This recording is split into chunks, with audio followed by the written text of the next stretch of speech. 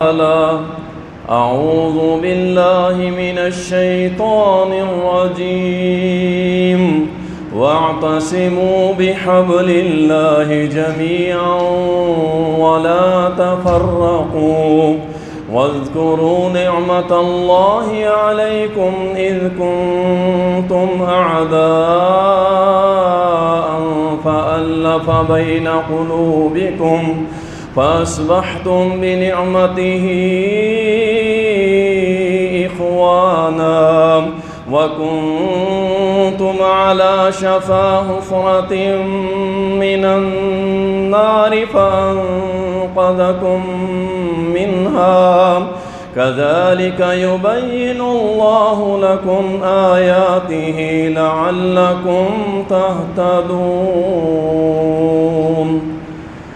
اللهم صل على محمد وعلى آل محمد كما صليت على إبراهيم وعلى آل إبراهيم إنك حميد مجيد اللهم بارك على محمد وعلى آل محمد كما باركت على إبراهيم وعلى آل إبراهيم إنك حميد مجيد۔ تعریفات اللہ سبحانہ و تعالی کے لیے، درود و سلام سید المرسلین، شافی محشر، ساقی کوثر، امام المجاہدین جناب محمد الرسول اللہ صلی اللہ علیہ وسلم پر بے شمار رحمتیں ہوں، صحابہ کرام رضوان اللہ علیہ مجمعین پر۔ اللہ مالک الملک قرآن کریم کے اندر فرماتا ہے، اور اللہ کی رسی کو مضبوطی سے تھامے رکھو، تفرقوں میں نہ پڑو، اور یاد کرو اللہ کی اس نعمت کو کہ جب تم آپس میں ایک دوسرے کے دشمن تھے، اللہ نے اپنی نعمت مہربانی کے ذریعے تمہارے دلوں کو آپس میں ملا دیا، اور تم عین جہنم کے کنارے پہ پہنچ چکے تھے۔ اللہ نے تمہیں اس جہنم سے پیچھے ہٹایا۔ اللہ اپنی آیات کھول کے بیان کرتا ہے تاکہ تم ہدایت پا سکو۔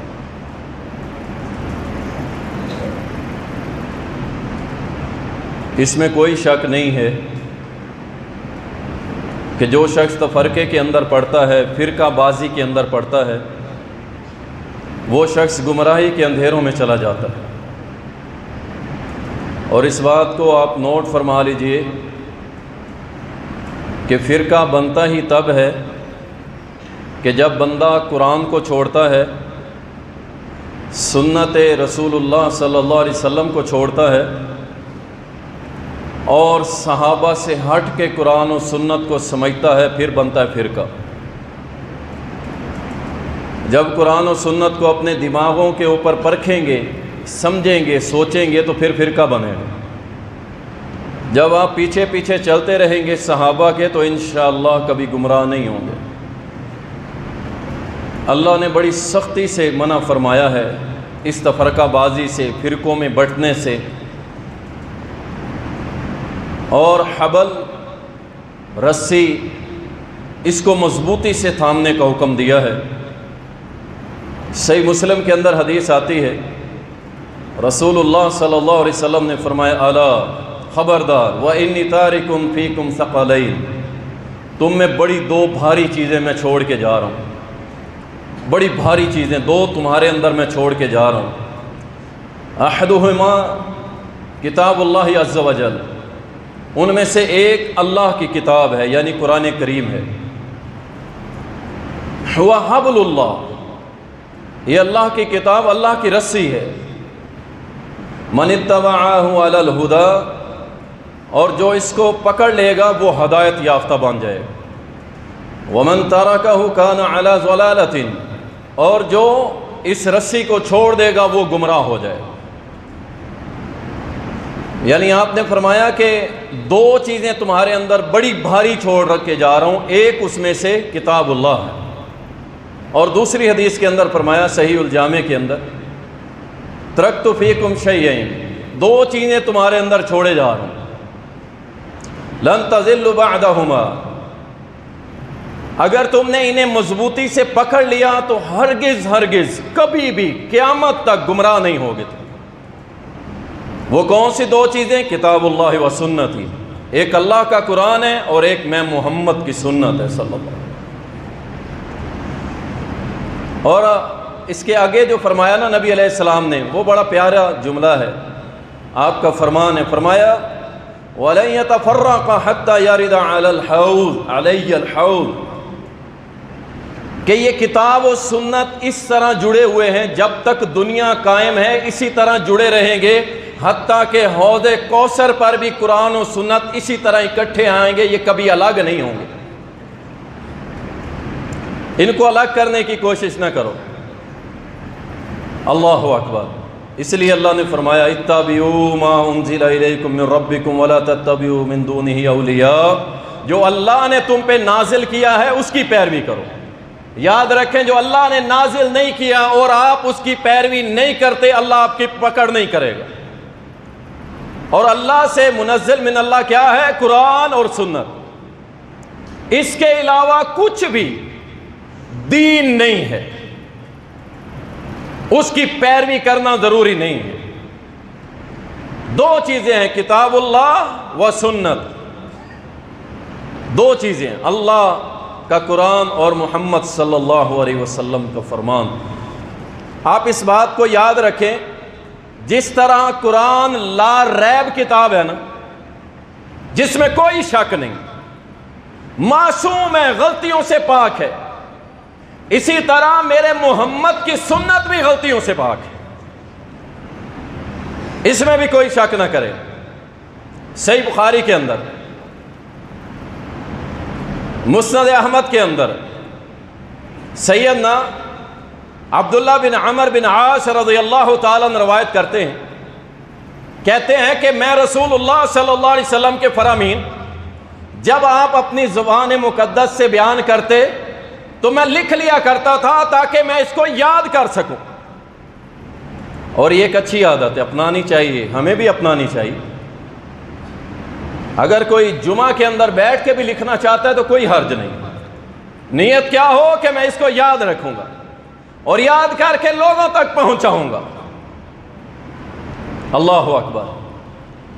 صحابی کہتے ہیں میں لکھ لیا کرتا تھا، حتیٰ کہ قریشیوں نے مجھے روکا، انہوں نے کہا یہ کیا کرتا ہے، ہر بات لکھ لیتا ہے، کبھی میرا نبی خوشی میں اور کبھی غصے میں، تو سب لکھ لیتا ہے، چھوڑ دے۔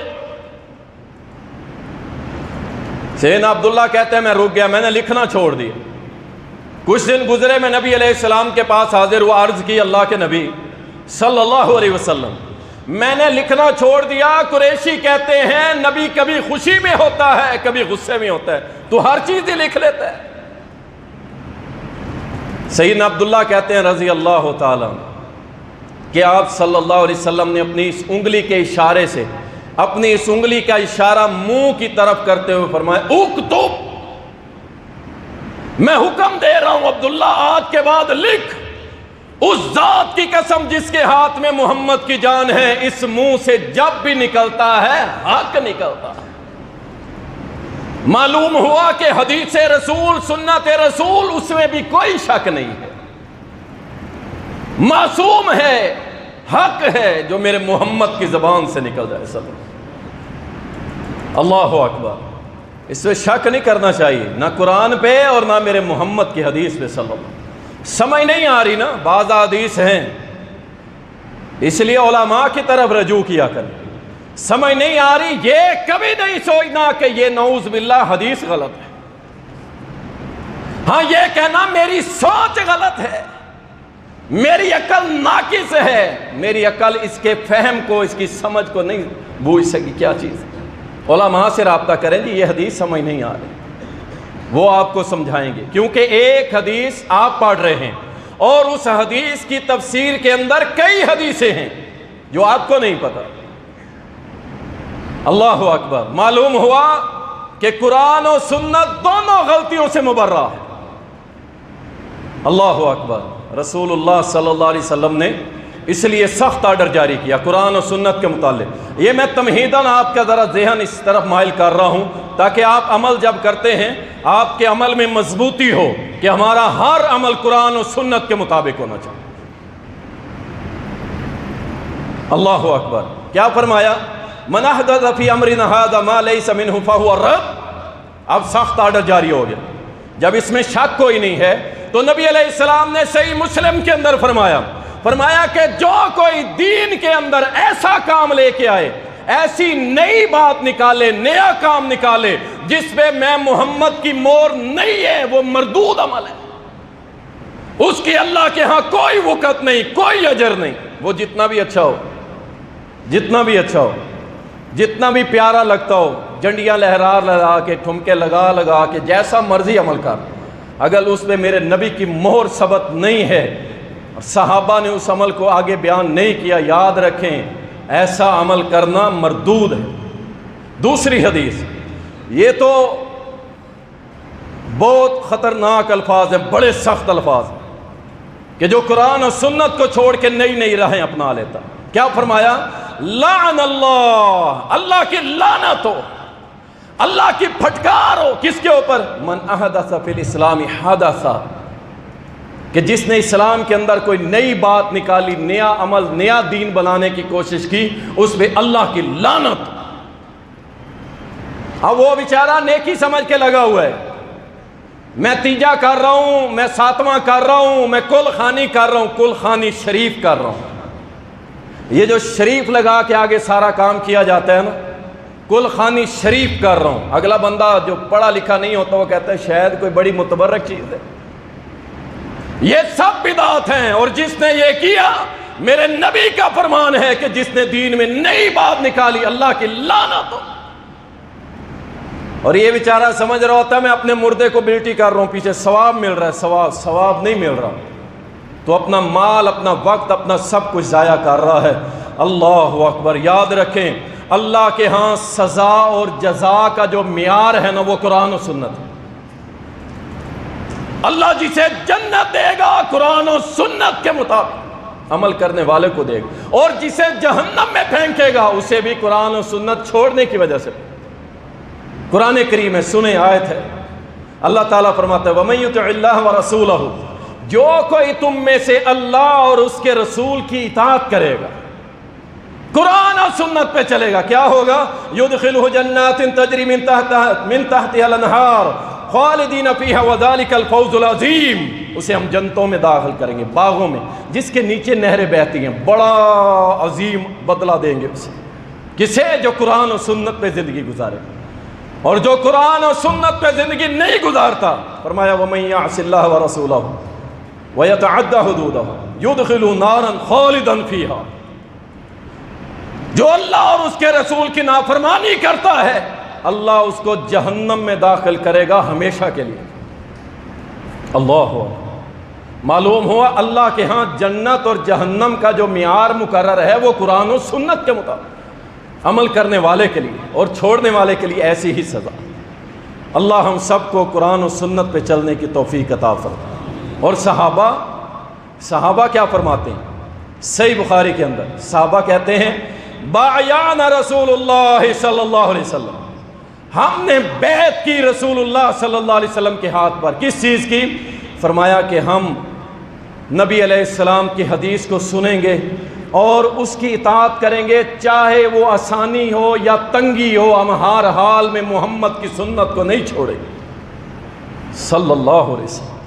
یہ صحابہ تھے جو سنت کو نہیں چھوڑتے تھے، نبی کے فرمان کو نہیں چھوڑتے تھے، چاہے آسانی ہو تنگی ہو۔ حدیث میں آتا ہے نا، ایک شخص نے قرضہ دینا تھا، کسی سے ادھار لیا، قرض لیا، آپ جس سے قرض لیا تھا نا وہ بندہ پہنچ گیا ٹائم کے اوپر، محترم میرے پیسے نکالیے، قرض ادا کیجیے۔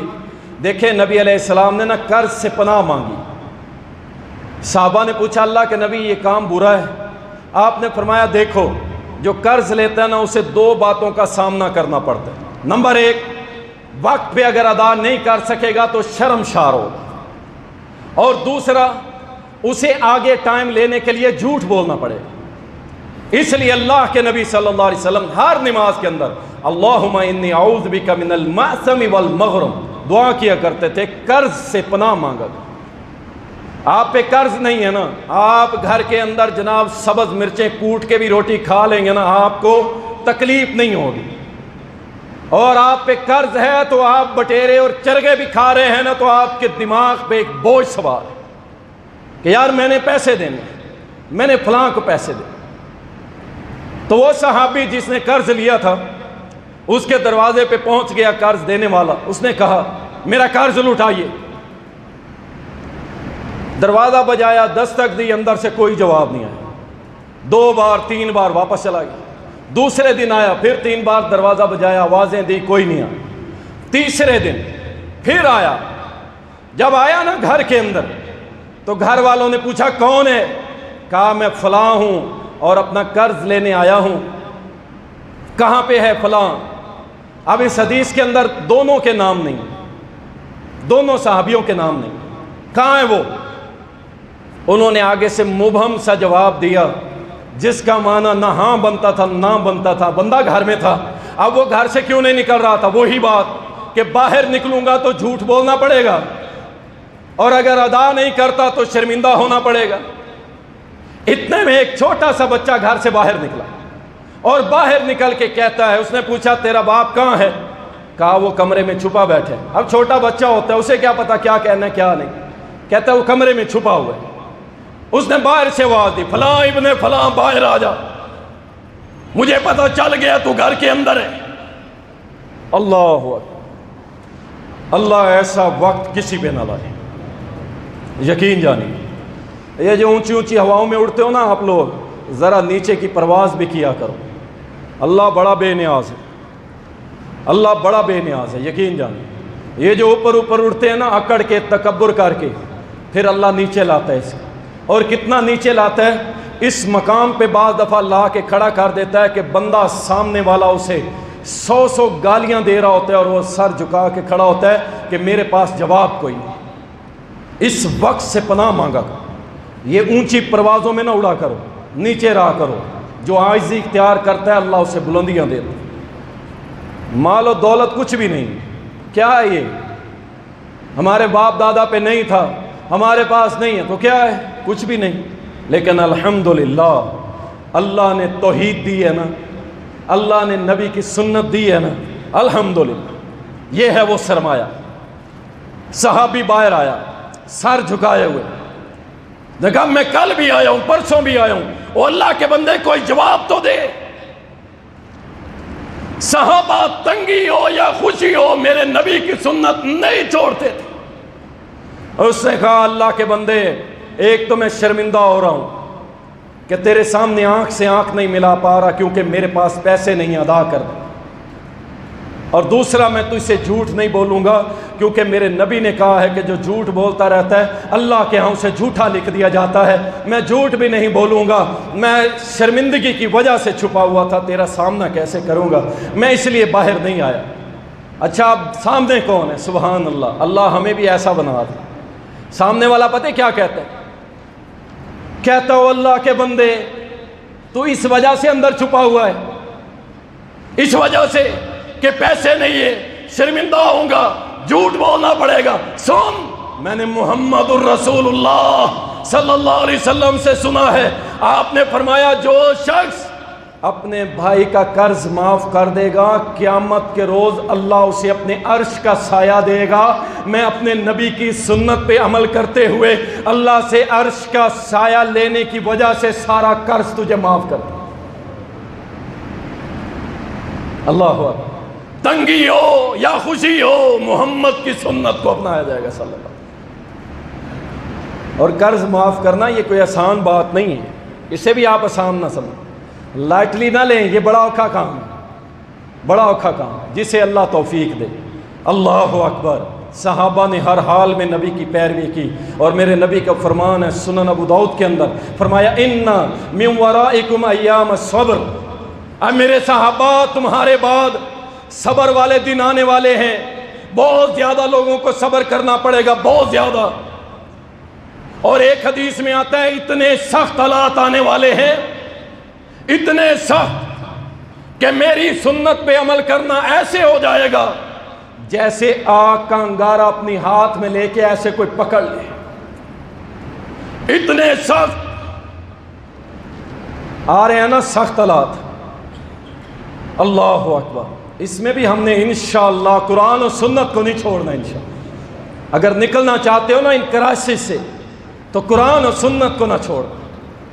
فرمایا اتنا سخت معاملہ ہوگا، جو سنت پہ عمل کرے گا گویا ایسے ہوگا جیسے ہاتھ کی ہتھیلی پہ انگارہ رکھ لے کوئی. اور آپ کو پتہ ہے دنیا کے اندر ورلڈ ریکارڈ وہ کون سی بک ہے؟ گینز بک. اس کے اندر لکھا ہوا ہے دنیا کے اندر سب سے زیادہ وقت جس نے انگارے ہاتھ میں اٹھائے تھے شخص نے، اس کا ٹائم میرا خیال ہے 7 سیکنڈ تھا.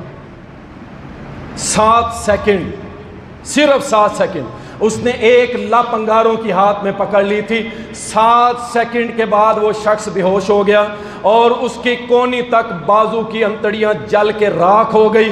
اس کا بازو کندھے سے کاٹ دیا گیا تاکہ اس کی جان بچ جائے. 7 سیکنڈ.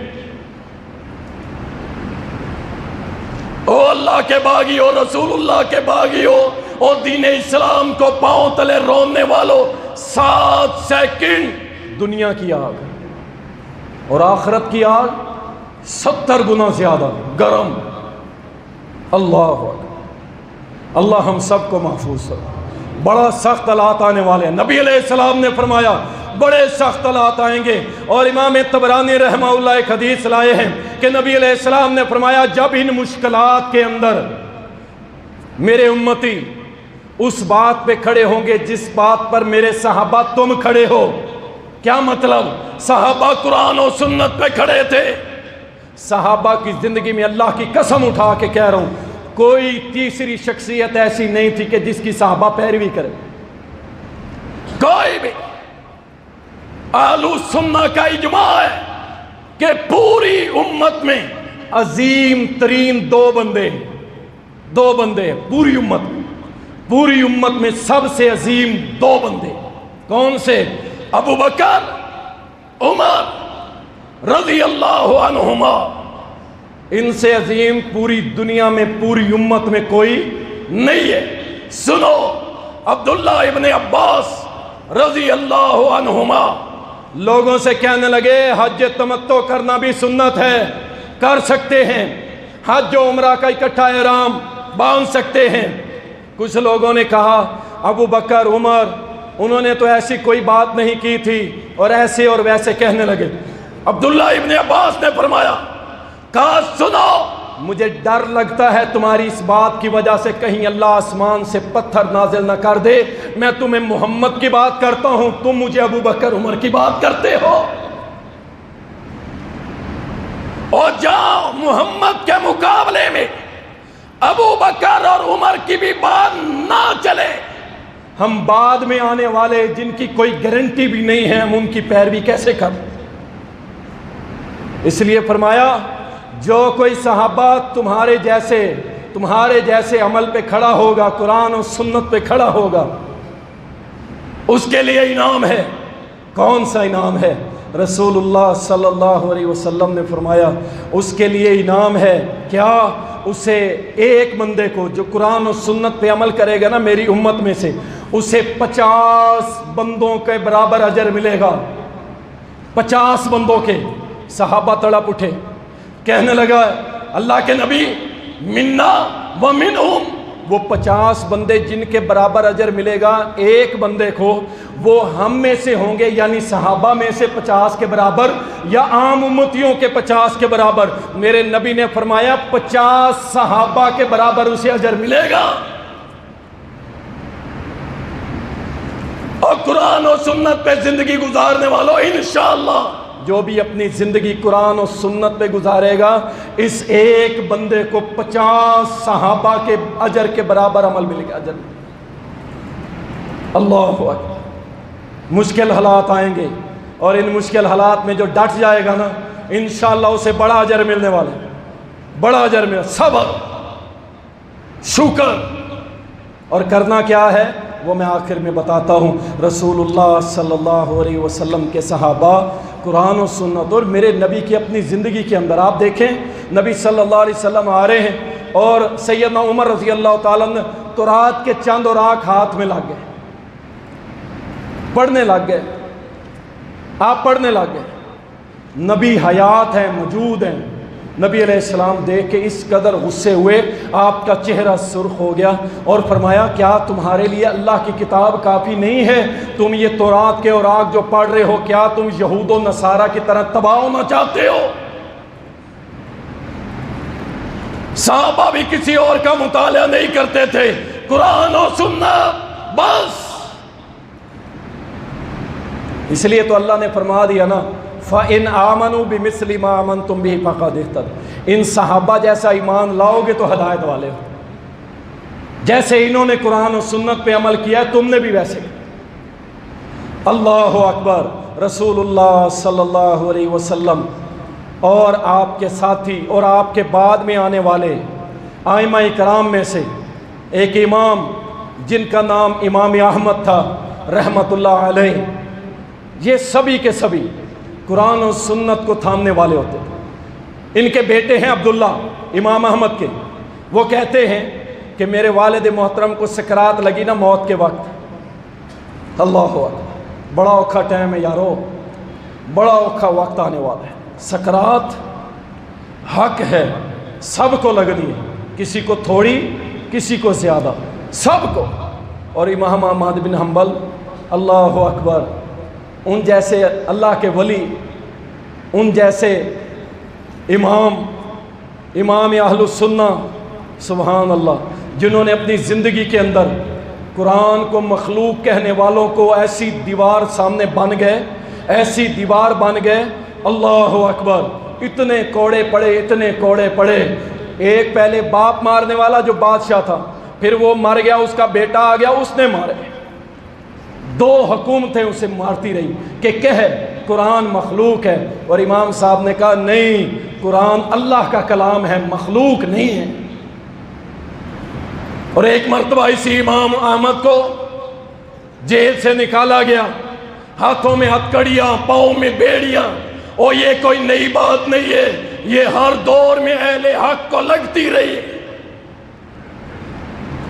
کچھ ملا ملانے ڈرتے اور ڈراتے ہیں، ڈرتے بھی ہیں اور ڈراتے بھی ہیں، اور جی میٹھا میٹھا رہنا چاہیے، کوڑی دوائی کو کیپسول میں ڈال کے کھا لینا چاہیے، میٹھی میٹھی باتیں کرو بس۔ اللہ اکبر، ہمیں سمجھ نہیں آتی کون سے عالم اور کون سا دین اور کون سا یہ بات کر۔ امام صاحب کی بیڑیاں، ہاتھوں میں ہتھکڑیاں، اور وقت کے حاکم نے کہا کہ انہیں گھسیٹ کے لاؤ میرے پاس۔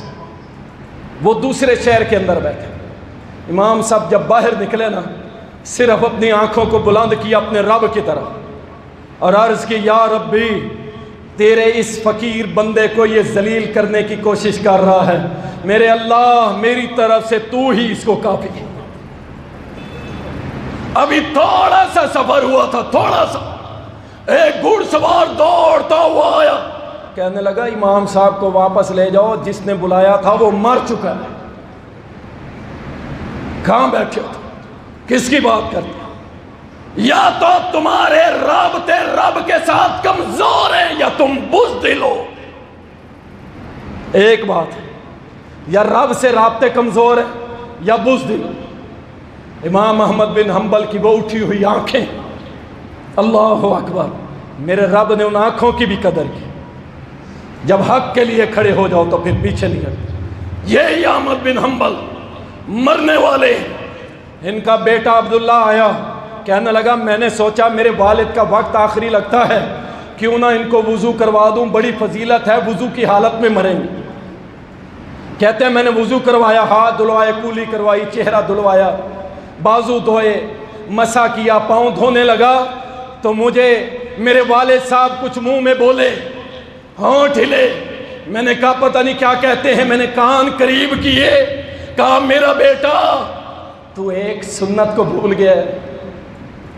اندازہ کرو، سکرات کا وقت بڑا سخت، میرا بیٹا ایک سنت کو بھول گیا ہے۔ ابا جی کون سی سنت؟ فرمایا تو نے میری انگلیوں کے درمیان خلال تو کیا نہیں ہے؟ یہ تھے متبع سنت جو آخری وقت تک سنت کو نہیں چھوڑا کرتے تھے۔ اللہ اکبر۔ رسول اللہ صلی اللہ علیہ وسلم کے صحابہ وہ بھی سنت کے اسی طرح متبع۔ نبی علیہ السلام فوت ہوئے، ابو بکر صدیق خلیفہ بلا فصل منبر پہ برجمان ہوئے، کہا اسامہ کھڑے ہو جاؤ اور لشکر لے کے نکلو۔ جس لشکر کو میرے نبی نے روانہ کیا تھا، اسامہ کھڑے ہو جاؤ۔ بڑے بڑے کبائر صحابہ کھڑے ہو گئے۔ ابو بکر یہ کیا کر رہے ہیں؟ قبیلے حملہ کر رہے ہیں، کچھ قبیلے مرتد ہو گئے ہیں، کچھ لوگ ہم پہ حملے کی سوچ رہے ہیں، آپ اس لشکر کو روانہ کر رہے ہیں، اس لشکر کو آپ ہمیں مروانا چاہتے ہیں۔ ابو بکر صدیق رضی اللہ تعالیٰ نے ایک تاریخی جملہ کہا لوگوں سن لو، اگر ابو بکر کے ٹکڑے ہو جائے اور اس کی بوٹیوں کو چیل اور کبے نوچ کے کھا جائیں، تب بھی ابو بکر یہ محمد کے حکم کو پورا کر کے رہے گا۔ میں کون ہوتا ہوں کہ جس کا حکم میرا نبی دے اور میں اسے روک لوں؟ صحابہ چپ کر گئے۔ پھر ایک دو نے کھڑے ہو کے کہا ابو بکر ایسے کیجئے، اسامہ بھی بچہ ہے، چھوٹی عمر کا ہے، کوئی تکڑا بھیجیں، بزرگ بھیجیں، تجربہ کار۔ کہا تم محمد سے زیادہ سمجھدار ہو کہ جسے امیر لشکر محمد بنائے ابو بکر بھی اسے ہٹا سکتا۔ صحابہ پھر چپ کر گئے۔ ابو بکر صدیق رضی اللہ تعالیٰ نے فرمایا جو زکوٰۃ نہیں دے رہے ابو بکر ان کے خلاف قتال کرے گا، قتال کرے گا۔ کچھ صحابہ کھڑے ہو گئے، جناب ابو بکر وہ تو کلمہ پڑھتے ہیں۔ کہا جو نماز، کیونکہ نماز کے تارک کو صحابہ کافر سمجھتے تھے، اس لیے کہا جو نماز اور زکوٰۃ میں فرق کرے گا ابو بکر اس کے خلاف بھی لڑے گا، جو زکوٰۃ نہیں دے گا ابو بکر تلوار چلائے گا۔ اللہ اکبر۔ اتنے شدید حالات تھے نبی علیہ السلام کی وفات کے بعد، آپ سوچ نہیں سکتے، لیکن ابو بکر نے محمد الرسول اللہ صلی اللہ علیہ وسلم کے ساری سنت کو پکڑے رکھا، اور وہ وقت آیا جب ابو بکر صدیق خلیفہ بنے، عمر خلیفہ بنے، عثمان خلیفہ بنے۔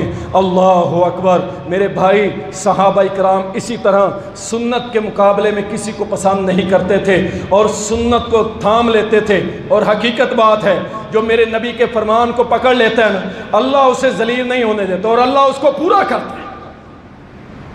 ایک صحابی ہیں ابو رافع رضی اللہ تعالی، کہتے ہیں نبی علیہ السلام گھر سے نکلے تو میں نے ایک بکری ذبح کی، ہنڈیا کے اندر ڈالی ہوئی تھی۔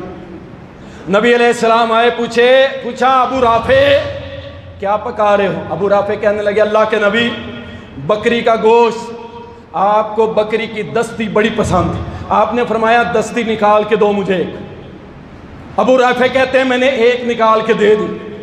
نبی علیہ السلام نے فرمایا ابو رافع ایک اور۔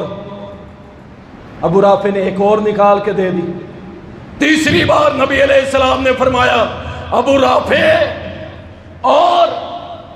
ابو رافع مسکرا کے کہنے لگا اللہ کے نبی بکری کی دو دستیاں ہوتی ہیں۔ آپ صلی اللہ علیہ وسلم نے فرمایا کاش ابو رافع تو ہنڈیا میں ہاتھ ڈال دیتا تو میرا رب تیسری اور چوتھی بھی نکال دیتا۔ جس کا سنت پہ اعتماد ہو اللہ کی قسم اللہ اس کو پورا کرتا ہے۔ اور روتے ہو IMF کھا گیا، UNO کھا گیا، تمہیں کھا ہی جانا ہے، تم نہیں بچو گے۔ UNO IMF بدماش، ڈکیٹ، بلیک میلر کھا جائیں گے، اللہ کی قسم کھا جائیں گے۔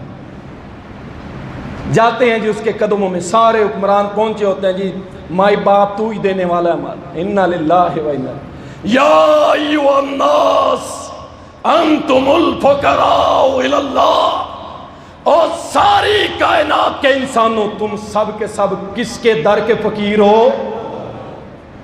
اور یہ IMF کے فقیر، UNO کے فقیر، در در کی بھیک مانگنے والے سنو ایک ایسی حدیث کہ سن کے تم بھی کہو گے کہ اگر دل کے اندر ایمان ہو تو رب کعبہ کی قسم ہے میرا رب اسباب کا محتاج نہیں ہے، وہ بغیر کمائے بھی رزق دینے پہ قادر ہے۔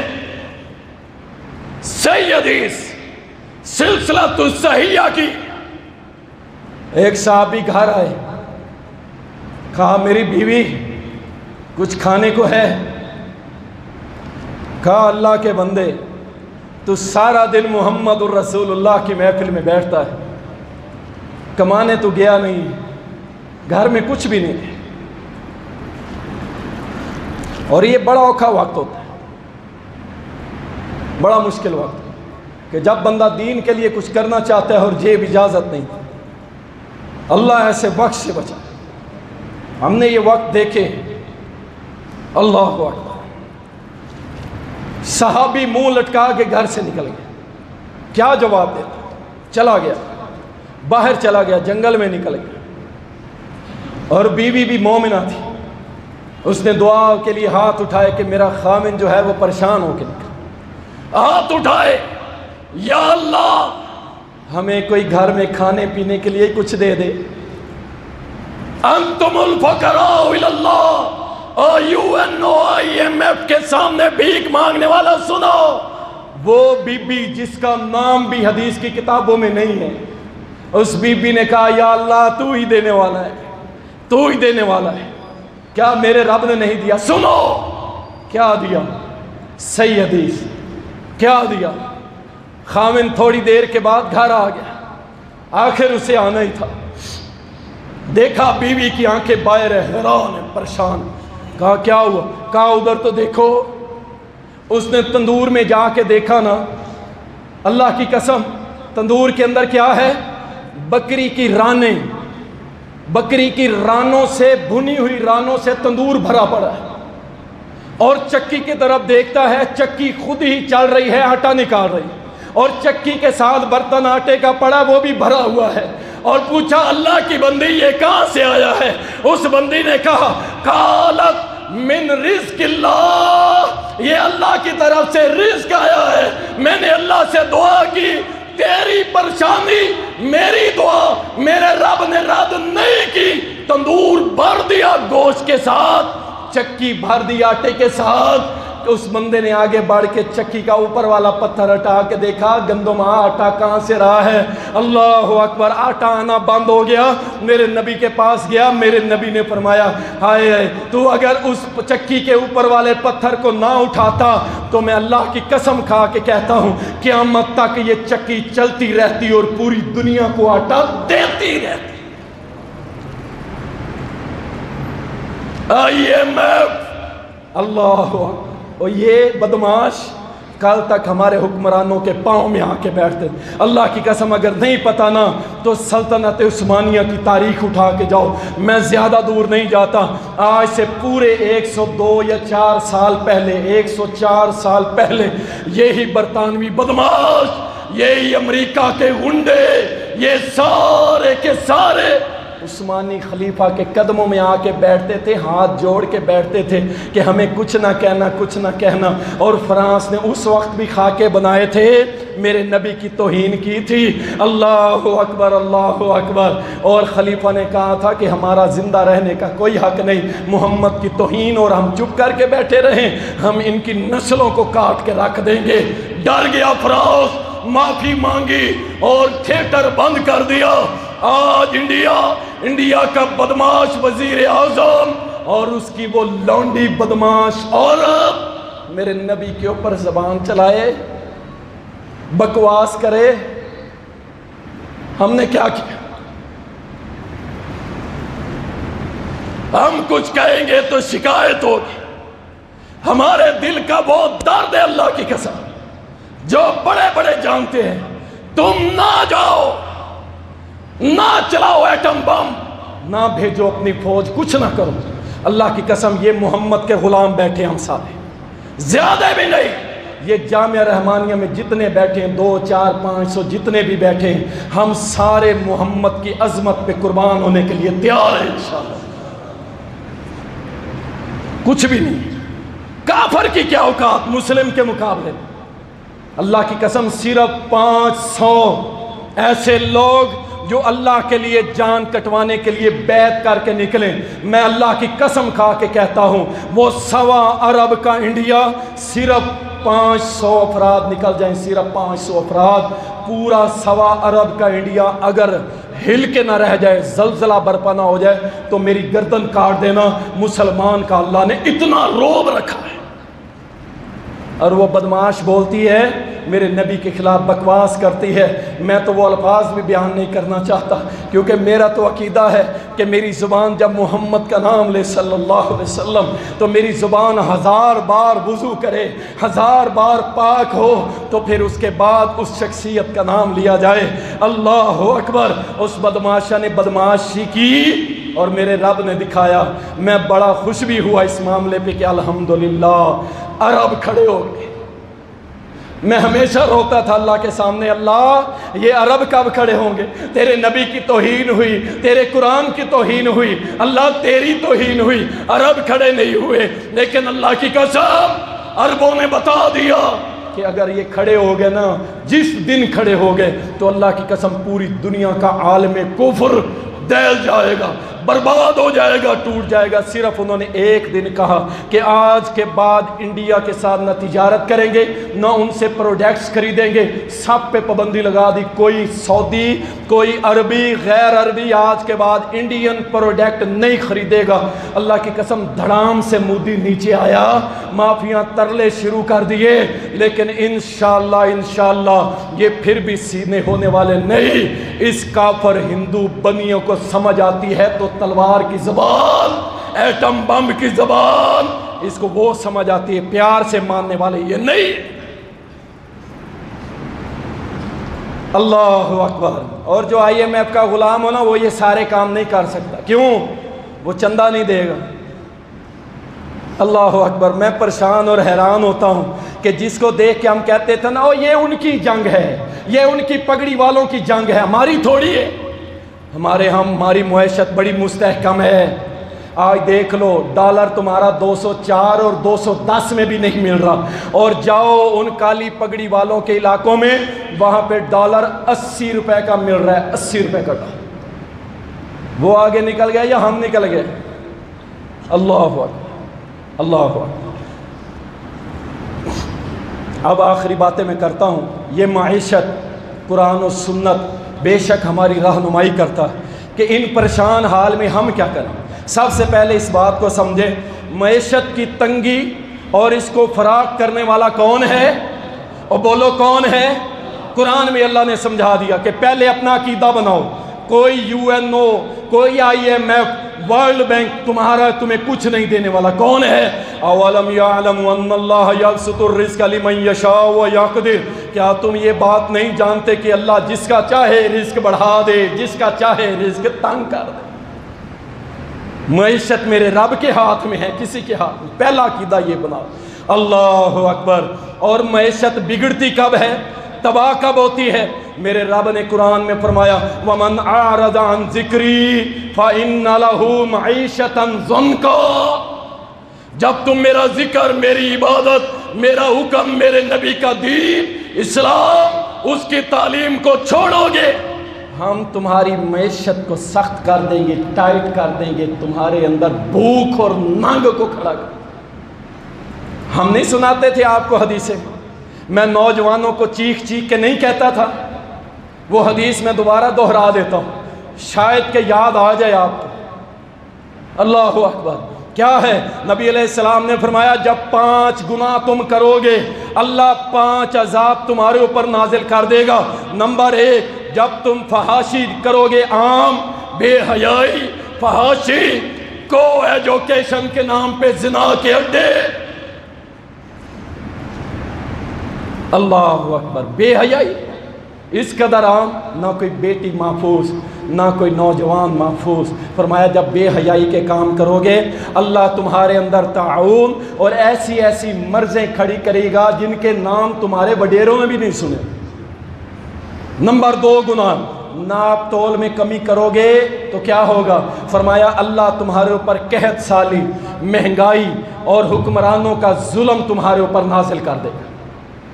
ناپ تول میں کمی کہاں نہیں ہو رہی؟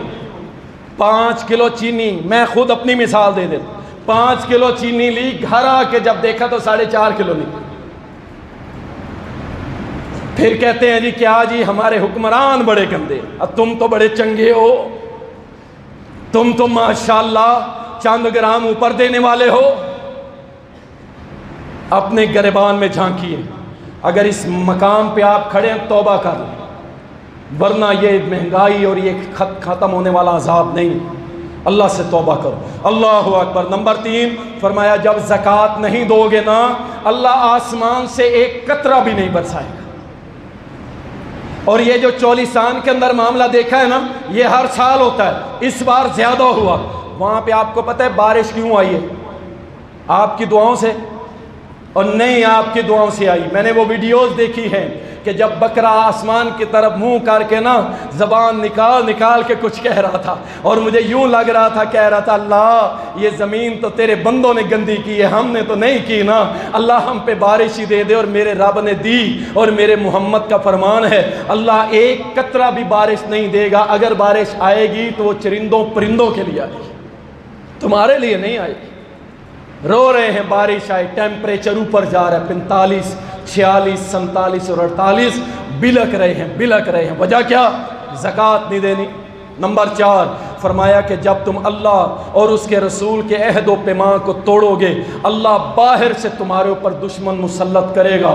بات تھی یہاں تک، سمجھ نہیں آتی تھی دشمن کیسے مسلط کرے گا، اب سمجھ آئی۔ دشمن کیسے مسلط ہوا؟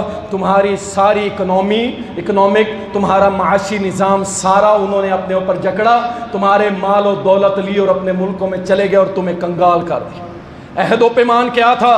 پاکستان کا مطلب کیا؟ پاکستان کا مطلب کیا؟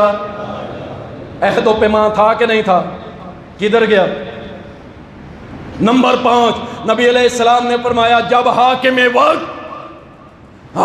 وقت اللہ اور اس کے رسول کی نازل کردہ شریعت کے مطابق فیصلے نہیں کرے گا، اللہ کیا کرے گا؟ فرمایا اللہ اس ملک کے اندر آپس میں لڑائیاں کھڑی کر دے گا، جنگ فساد کھڑا کر دے گا۔ ہو رہا ہے کہ نہیں ہو رہا؟ اس حدیث کو ذرا غور سے سن لیا نا، یہ سارے کام ہو رہے ہیں اور یہ سارے کرتوت بھی ہم کر رہے ہیں۔ اللہ ہم سب کو معاف فرما دے۔ اچھا اب یہ معیشت ٹھیک کیسے ہوگی؟ آخری بات کرتا ہوں۔ اللہ تعالیٰ نے قرآن کریم میں فرمایا فَقُلْتُ اسْتَغْفِرُوا رَبَّكُمْ إِنَّهُ كَانَ غَفَّارًا، اور میرے بندو تم اپنے رب سے توبہ کر لو، وہ بڑا بخشنے والا ہے۔ يُرْسِلِ السَّمَاءَ عَلَيْكُمْ مِدْرَارًا، تمہارے اوپر آسمان سے بارشیں برسائے گا، وَيُمْدِدْكُمْ بِأَمْوَالٍ وَبَنِينَ، اور تمہاری مدد کرے گا، مال بھی دے گا، بیٹے بھی دے گا، تمہاری معیشت بھی کھڑا کرے گا اور تمہاری طاقت کو بھی دوبالا کر دے گا۔ تم اللہ سے کیا کرو؟ معافی مانگو۔ وَيَجْعَلْ لَكُمْ أَنْهَارًا، اور تمہارے لیے نہریں نکال دے گا۔ میرے بھائی اللہ سے معافی مانگو، توبہ کرو، اور یہ جو گناہ میں نے آپ کے سامنے ذکر کیے ہیں ان سے بچنے کی کوشش کرو، اللہ سے دعا کرو اللہ ہم کو جب تک زندہ رکھے قرآن و سنت پہ رکھے، یہ مشکل ہو یا تنگی، انشاءاللہ ہم قرآن و سنت نہیں چھوڑیں گے انشاءاللہ۔ وآخر دعوانا